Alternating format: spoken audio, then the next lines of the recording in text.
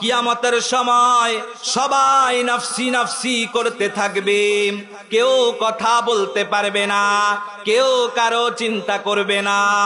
কোথায় থাকবে বাবা, কোথায় থাকবে মা, কোথায় থাকবে সন্তান, কোথায় থাকবে বন্ধু, কোথায় থাকবে স্ত্রী?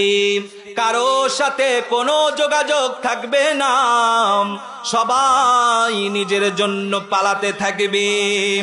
ইয়াউমা ইয়াফিরুল মারউ মিন আখিহি ওয়া উম্মিহি ওয়া আবিহি ওয়া সাহিবাতিহি ওয়া বানিহি। আল্লাহ রাব্বুল আলামিন জানায়া দিলেন, কিয়ামতের ময়দানে বাবা সন্তানকে দেখে পালাবে, মা সন্তানকে দেখে পালাবে। যখন বাবা বলবে আমার দুনিয়াতে কোনো সন্তান ছিল না, আমার দুনিয়াতে কোনো সন্তান ছিল না।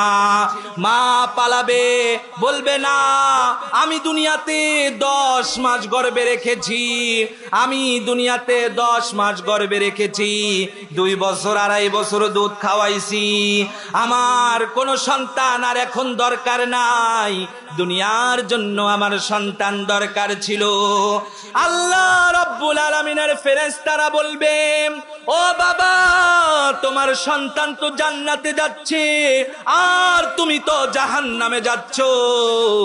বাবা বলবে, ও আমার আল্লাহর ফেরেশতা তুমি শুনে নাও, আমাকে জান্নাত দিয়া আমার কলিজার টুকরা সন্তানটাকে জাহান্নামে দিয়া দাও।